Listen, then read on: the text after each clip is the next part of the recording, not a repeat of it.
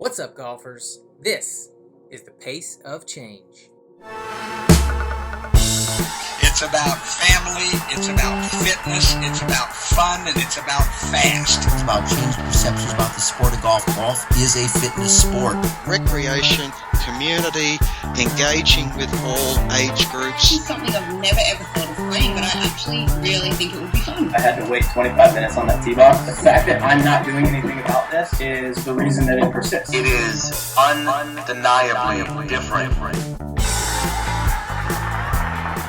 What's up, golfers? Hey, welcome back to the Pace of Change Golf Podcast. I'm your host, Scott Dolly, and today, along with Dude Spellings, we're broadcasting the evolution of golf in the 21st century.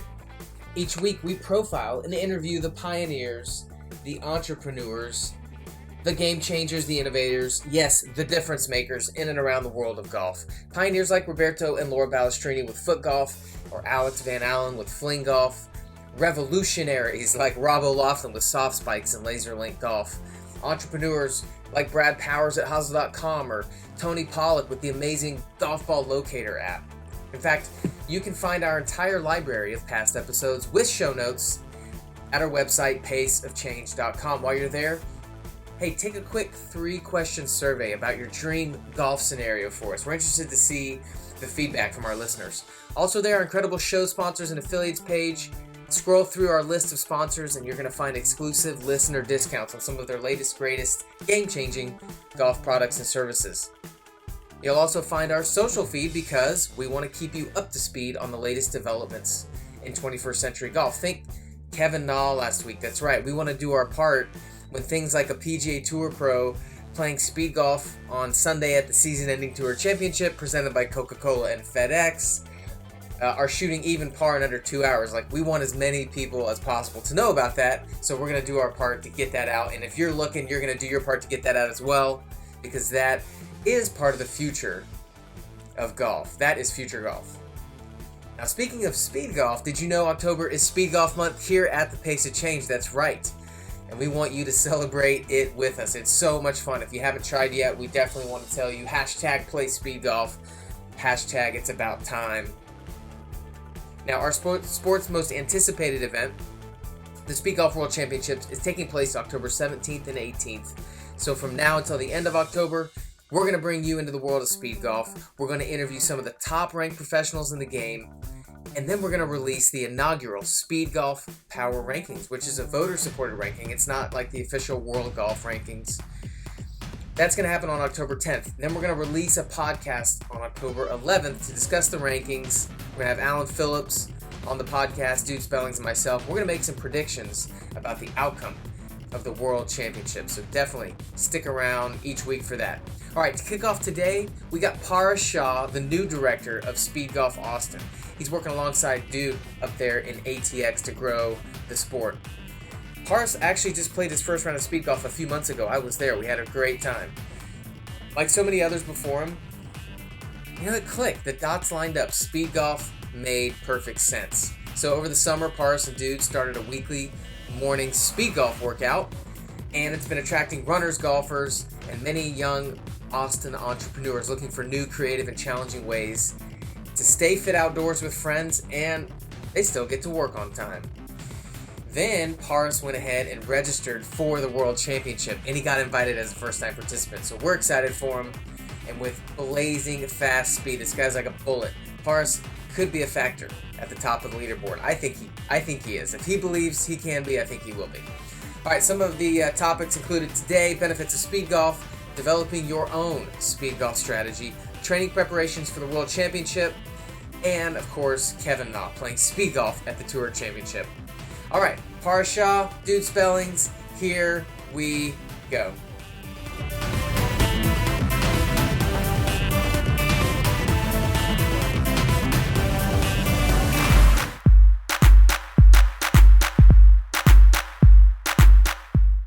Parass Shah, what's going on, man?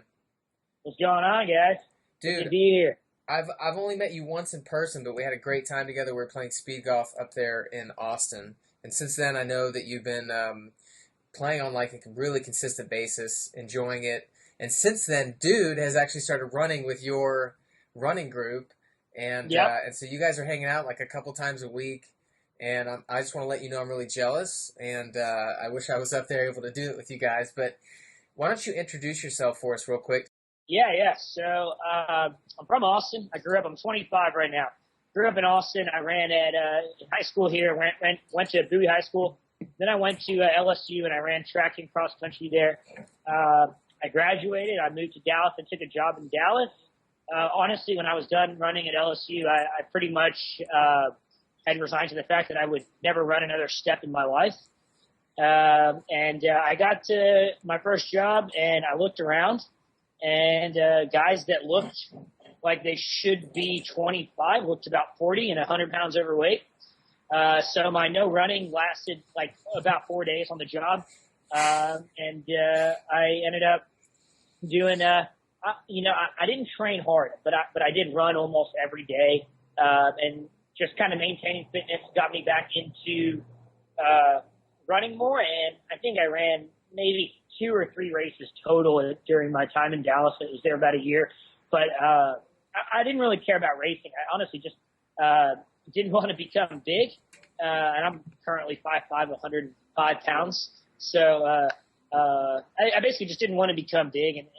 So I just kind of kept running. And, Dallas has a lot of interesting places to run. It's not I wouldn't say it's as good as Austin, but it is certainly different. White Rock is a really nice 10-mile trail on the east side of Dallas. Let me interject real here. That's, where I had my, cross-country state meet, both my junior and senior year. Oh, in high school? Yeah. Oh, wow. Yeah. White Rock is it's interesting. It's, there's a lot of bikers. It's 10 miles. It's paved. There's random parts that are very, very nice. And then there's random parts that are not. But I mean, it's a good asset that the city of Dallas has. And now the city of Dallas also has the Katy Trail, which is the Katy Trail it's awesome. It's a 2.5 or 3 miles out and back.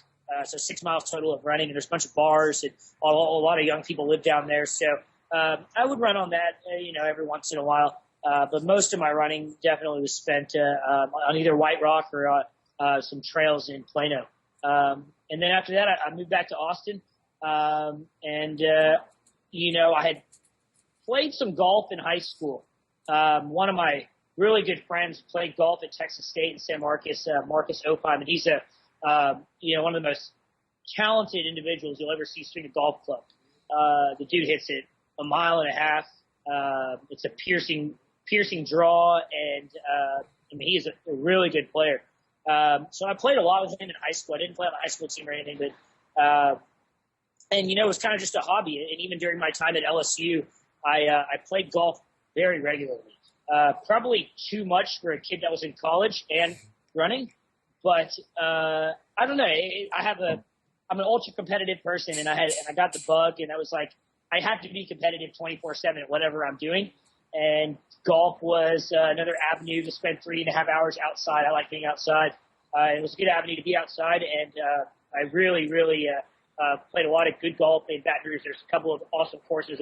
It's an Adams Tour event that's hosted in Santa Maria, which is a municipal. It's a really nice track, probably 7,100 yards from the tips. And there's also Breck, Baton Rouge. Parks Department manages a couple of other courses. Another good one is Beaver Creek.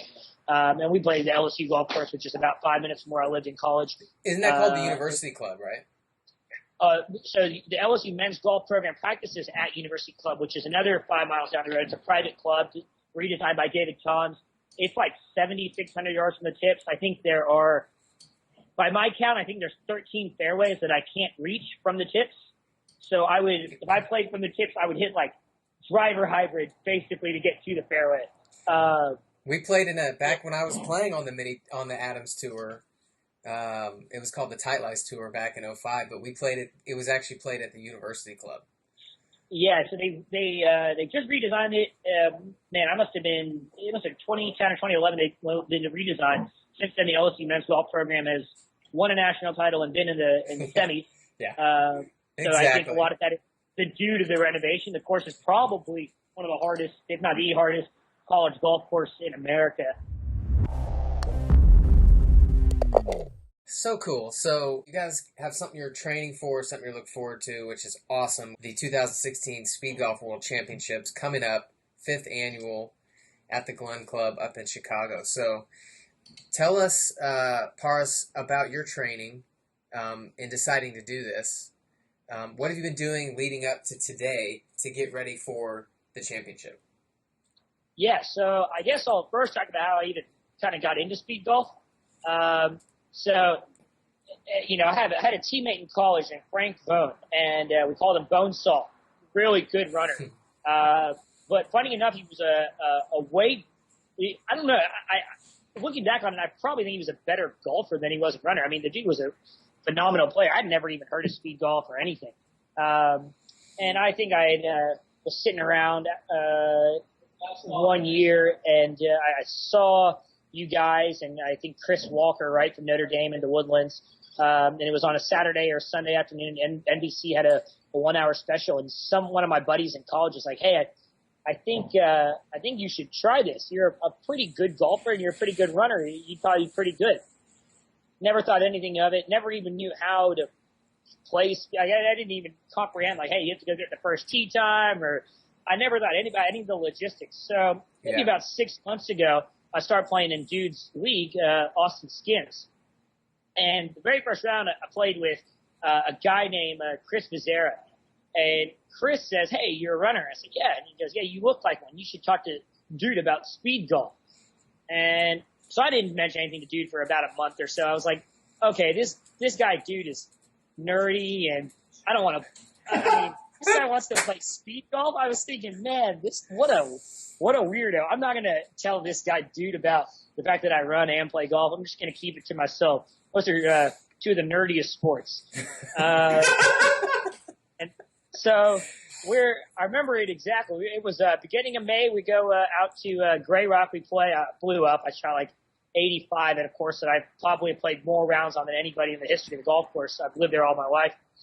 And I sit down at the table and I'm drinking a beer and I say, dude, I heard you're the speed golf guy. And this is my competitive nature kicking in, thinking, you know what? There needs to be another event that I can be good at, because golf by itself is clearly not cutting it. So Dude says, yeah, man, you should play with us. In fact, why don't you play with us this Thursday? I'm going to invite my friend Scott, and we're going to get a blue bonnet. And I'm thinking, dude, this Thursday. Like, we're talking about this on a Sunday afternoon, and you've already made plans? I was like, all right, if you're going to do all the legwork, I'm going to show up. Cool. So the very first round of speed golf I played was with you two and another guy, Brandon Tucker, who's a editor over there at Golf Digest, or sorry, the Golf Channel, but it's a Golf Advisor. Golf Channel, yeah, right, Golf Advisor, exactly. And so we get out there and we play, and you know, this is the first time I've ever seen Dude in a running environment. So I'm like, okay, this guy can't really run. And I look at Scott, and I'm like, this guy can't really run. I'll just tee off first. And I hit a drive. I actually hit a pretty good drive. Yeah. I duffed my shot. I ended up making a par on the first hole, and I was like, oh, this is easy.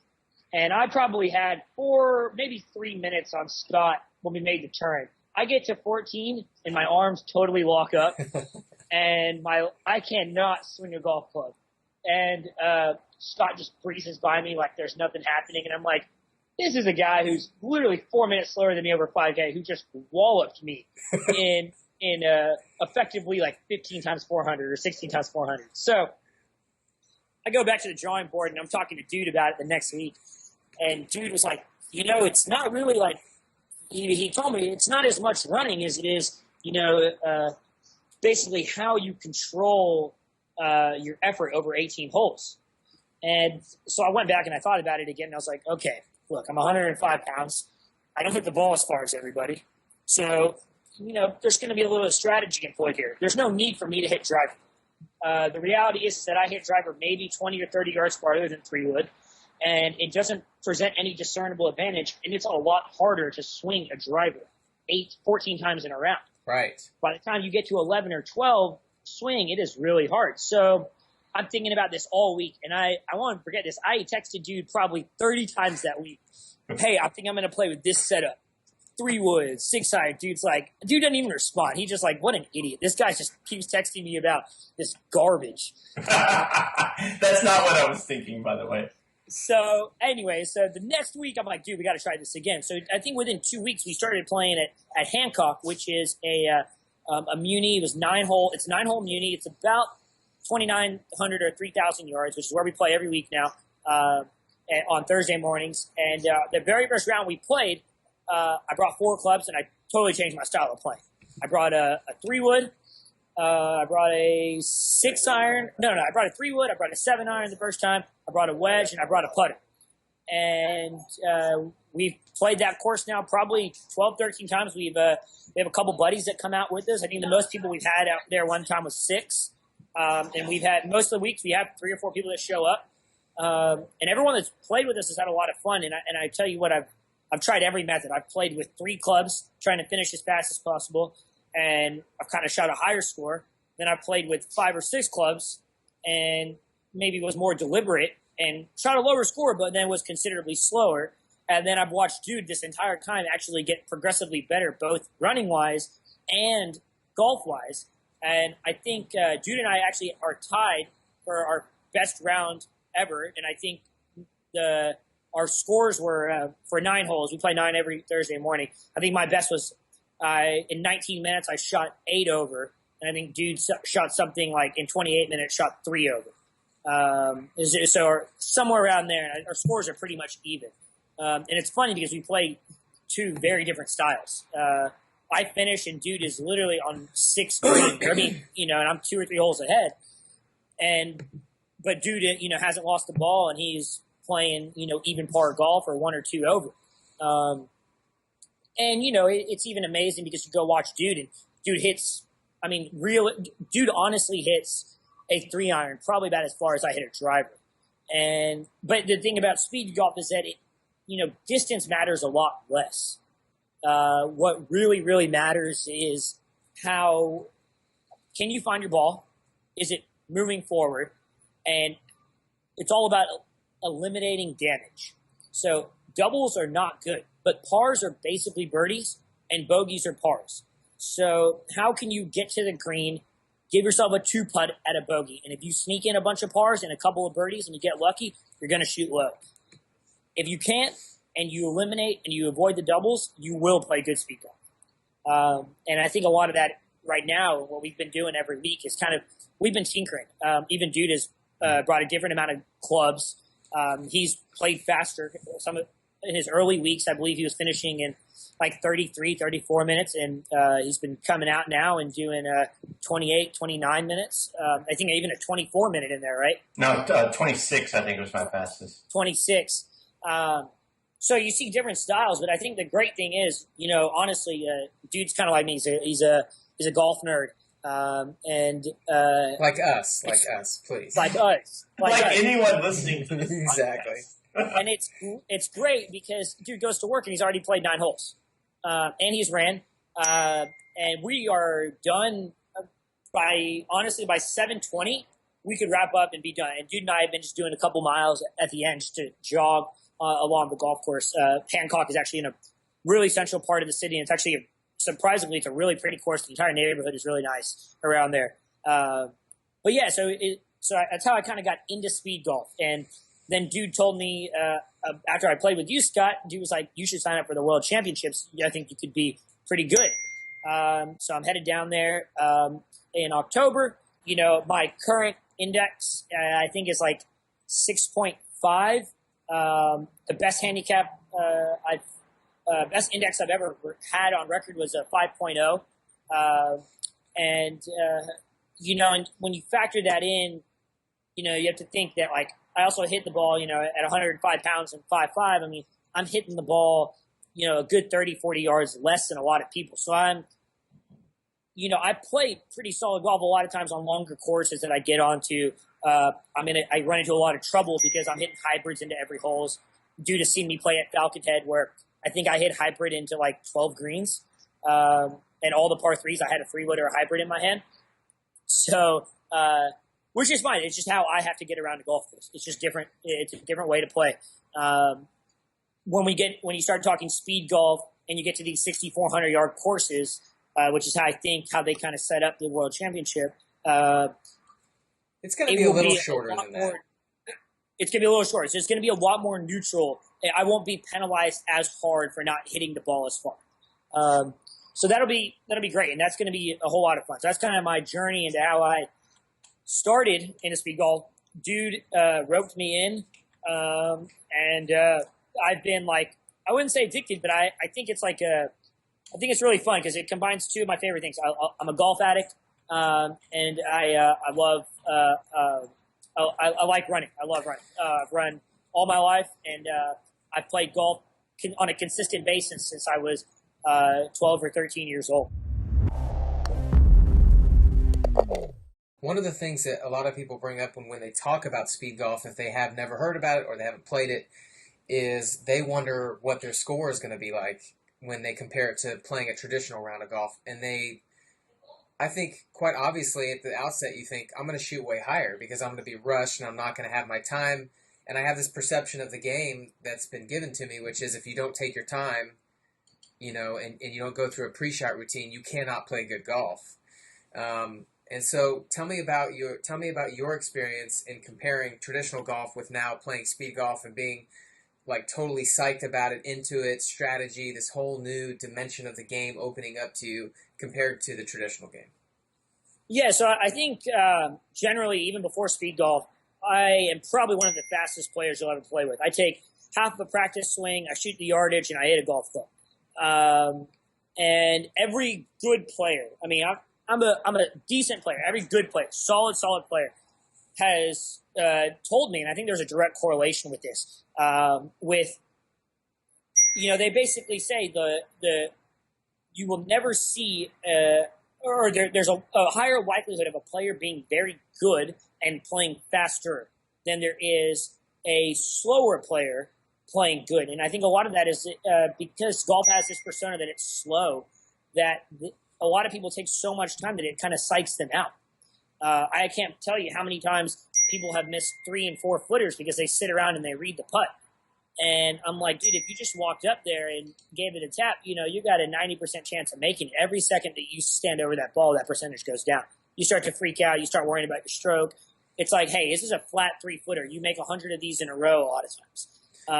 Well, and at the same time, the 20-footer that people spend time walking around is made 1 out of every 18 times. So exactly. Just step up and hit the thing, man. And if it goes in, it's the 1 of the 18 times. Exactly. And I think that so I was kind of already in that mindset when I first started playing speed golf. My big worry was that, hey, you know what? My score is going to go from like 77 to 83 range to 95 to 100 range because I'm playing faster. I have less clubs. And part of me, has this idea that, hey, you don't hit the ball as far, so you need a lot more clubs in your bag to play golf.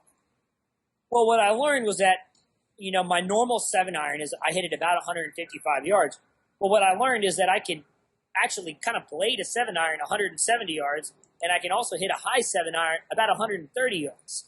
And what that really meant to me was that, like, hey, guess what? It doesn't matter whether you have every club in your bag or not.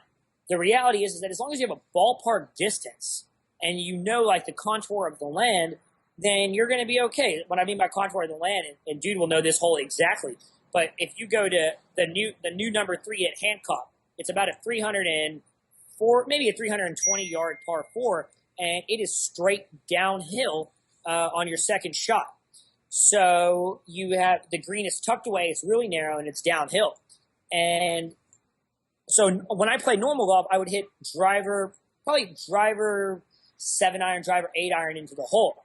But when I play speed golf, I have a 7 or 8-iron into the hole, but I don't hit a full 7-iron because I can't get it to stop on the green. In fact, I've tried to hit a 100-yard shot with the 7-iron and let it roll down there. And I find that if I played in normal round, which we've played normal golf at Hancock, I hit that green probably 7 or 8 times out of 10. Mm-hmm. When I play speed golf, I hit that green probably 9 times out of 10 because I forget about what it does. I hit it short and I let it run.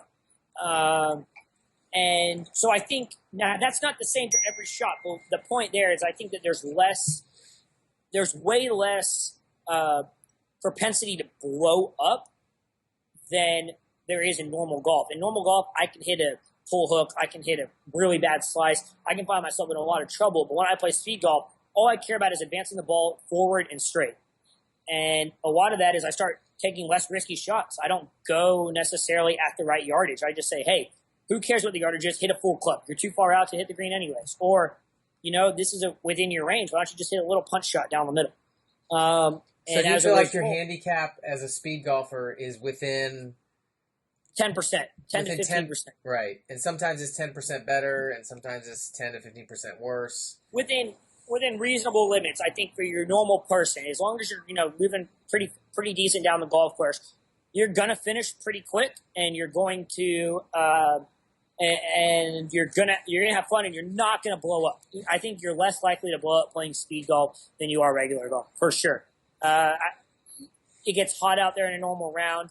I think your swing starts to break down a lot when you get to the back nine. Dude can attest to that. I was 4 up after 9 2 weeks ago.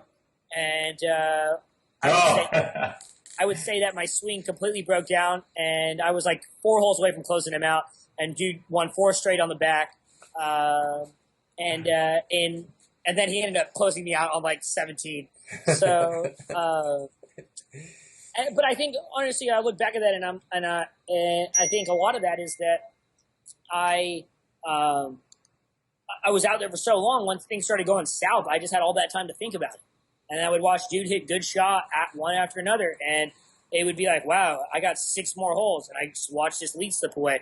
When you're playing speed golf, the last thing I'm thinking about is how dude's doing back there, or how anyone's doing. All I care about is moving that ball forward and hitting good golf shots. Yeah, Scott and I have talked about this all the time. And I don't think I brought this up with you, but, playing speed golf is one of the easiest ways for me to get into the flow state, where you're just in the moment, you're just flowing, you're worried, you're not projecting into the future, you're not dwelling on the past, you're just focusing on, the shot at hand, and, running as fast as you can and being as efficient as you can. I totally agree. I mean, I think it's exactly. It's just about, the biggest thing is just hitting really quality golf shots straight, and staying out of trouble. And I think you play a lot of golf courses and you're just like, man, I got to hit a draw around this tree. And I think I've played speed golf, and normal Parass would have said, man, I've got to hit a draw around this tree. Speed golf says, who cares? Just get this ball straight and over. Don't even mess around with this tree. Give yourself a 40-yard pitch into the hole. And you go do that, and all of a sudden, your chances of getting up and down from 40 yards are probably better in a lot of chances than you hitting the perfect draw around a tree that's 15 feet from the hole. And I think that's a really big thing, is that people and as I play more speed golf, I've realized that I overthink the game, and I think very little when I play. So I can only imagine what happens to other people that are better golfers than me, how much they think about the game, and how much better they could be if they just said, oh my God, I hit the ball 340 yards. What am I even who cares if I hit a draw or a cut? Just hit a ball down the middle, find a fairway. So this might be a good time to slip in what happened yesterday. Have to, must. So on that note, right, Kevin Na yesterday, the Tour Championship, shoots 2 shots better than any other round that he shot in the Tour Championship. He shot 70. His next best round of the previous 3 rounds was 72. And his first 2 rounds were 77 and 74. But he shoots 70 while playing in under 2 hours. And how much of that do you think is because he wasn't trying to hit the fancy shot around the tree, and he was just trying to advance the ball and break that record? I think, Kevin Na is known as the slowest player on tour, and that's the funniest part about him breaking 2 hours in a round. Totally. But I think the real kicker there is that he closed with 4 straight birdies, and he gives an interview at the end of the round. I think Scott posted it on his Speedgolf USA page, where he basically says, I played fast golf. The only thing I took my time to do was to read the putt for a second. And Kevin Na is known as also being the slowest player on the greens. So the fact that he even sped that up and started draining putts at the end and knocking it close enough to make birdies tells you a lot about, his caddy gave him a yardage. He took the club that he hits that yardage, and he just, and he hit the golf club. I think if I remember correctly, I think he shot 38-32. He did shoot 32. He made a triple or a double on the front. Made a triple. He made a triple on the front, and he was even, and then he made a triple on 9 or something, and he closed it out in an hour, and he said, I'm just going to try to break 2 hours on the back. But I think a large part of that is, I think he's given interviews in the past, too, where he says part of his slow play is due to the fact that he kind of has his mental yips. Yeah. And I think a really big part of this is that he basically just said, screw the mental yips. I'm just going to hit the golf ball. And he went and goes and hits the golf ball, and he plays simply. And the guy has a beautiful swing. He's got great mechanics. And all of a sudden, it's like, whoa, this is a whole new element of Kevin Na that we're seeing. And he's a really personable guy in the interview afterwards, and most people probably didn't even know that. But I think a lot of it is just that he finally, just said, who cares, whether I'm in between a 6-iron or a 7-iron. I'm just going to hit a golf shot, whatever yardage I think it is. And all of a sudden, things started getting a lot closer. Started knocking stuff on the backside really tight. And this just shows you how good those guys are, too, that they can kind of make a lot of magic happen with very little thought, right? Oh, yeah. And I think it's something that everyone, Dude and I have played with guys. I have a list of people that I've texted Dude that I won't even play golf with anymore because they take too long. And no one wants to be on a golf course for 5 hours or 4. Honestly, most people don't even want to be on a golf course for 4 hours. Bluebonnet, of course, we play frequently. It's one of the best courses at policing the pace of play. 4 hours. They even call themselves the home of the 4-hour round. It is 4 hours. I get to the end of the round, and I'm like, dude, I've been out here for 4 hours. It took me 30 minutes to drive here. I got to drive 30 minutes back home.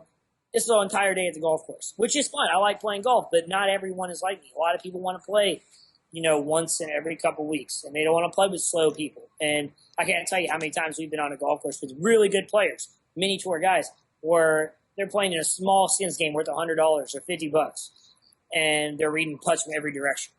And it's like, guys, the best players on tour, they're some of the fastest players. Go watch the WGC in Austin. They went and followed a lot of groups. The guys that were winning matches big time were walking up, taking half of a swing, couple swings, and hitting the golf ball.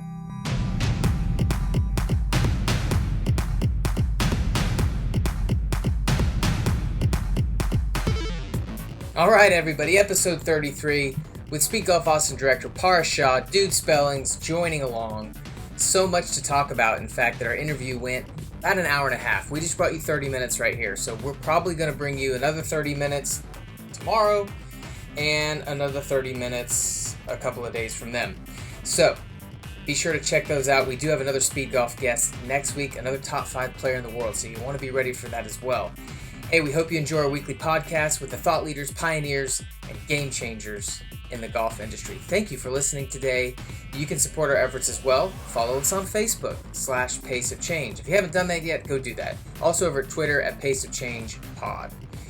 You can visit our website, paceofchange.com, sign up for our newsletter. It's going to keep you up to speed on the latest POC podcast news, announcements, and updates. As always, please subscribe to our iTunes channel, our YouTube channel. We are on Stitcher. We are on Player FM. You can find us pretty much anywhere. And if you are having a hard time, just go type in Pace of Change Golf into Google and you will be good to go. Hey, every action you take makes a bigger difference than you can imagine. So, on behalf of Dude and myself, thank you for taking the time to do that. All right, guys, until next week, until the next episode, actually, pick up the pace and play from the heart.